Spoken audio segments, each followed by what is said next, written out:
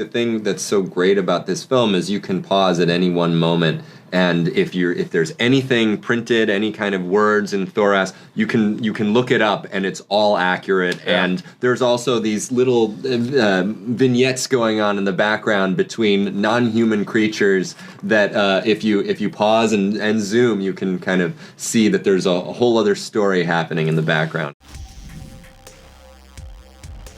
How are you guys? So great. Good. Happy to be here.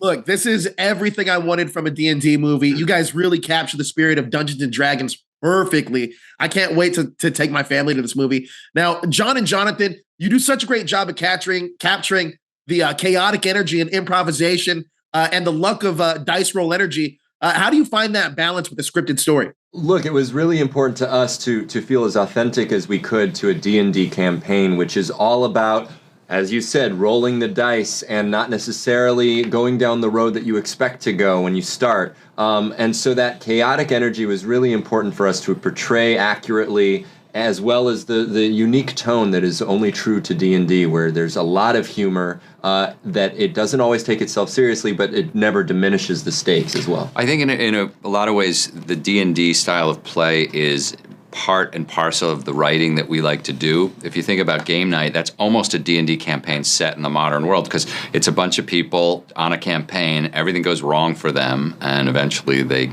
get what they're after. Now, Jeremy, you all have experience with the MCU movies, and this feels very similar to me to something like Guardians of the Galaxy, where you instantly draw you into the world with the characters.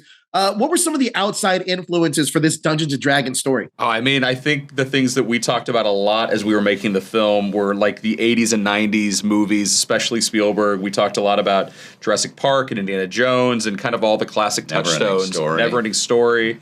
I think we talked a lot about those touchstones, and I think you guys were there. Screen Rant was there at the very beginning of the MCU. It was a site that I read religiously early on in those days because you guys were always talking about it and always building it up.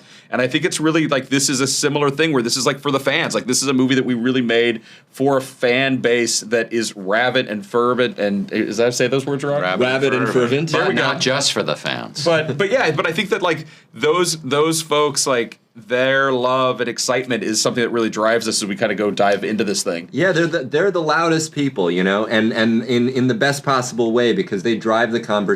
They convince their non-fan friends to come see it as well, and that is exactly what we were aiming for, a movie for everyone. Yeah. Jonathan, what's your favorite D&D Easter egg that you think most people might miss in this film? I think people will love seeing the 80s cartoon characters, brief as they are. There's a lot of love for those guys, and the challenge was putting them in a real-world environment where they wouldn't look like cartoon characters because their costumes are pretty bright and goofy looking. Yeah. So we tamed it a bit. For me, I think the thing that's so great about this film is you can pause at any one moment, and if there's anything printed, any kind of words in Thoras, you can look it up, and it's all accurate. Yeah. And there's also these little vignettes going on in the background between non-human creatures that if you pause and zoom, you can kind of see that there's a whole other story happening in the background. Yeah, there's like a moment where we walk through this village, and there's just these two tabaxi back there having a conversation. Let's not shine a light on those guys.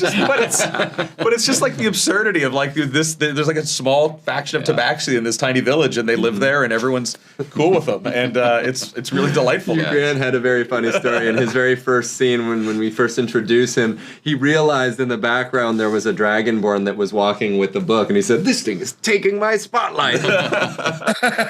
Well, look, I can't wait for people to see this film because I absolutely love it. But you guys sold me on the home entertainment release now too, when I can pause the screen and see all these Easter eggs. But thank you guys so much for your time. I really appreciate it.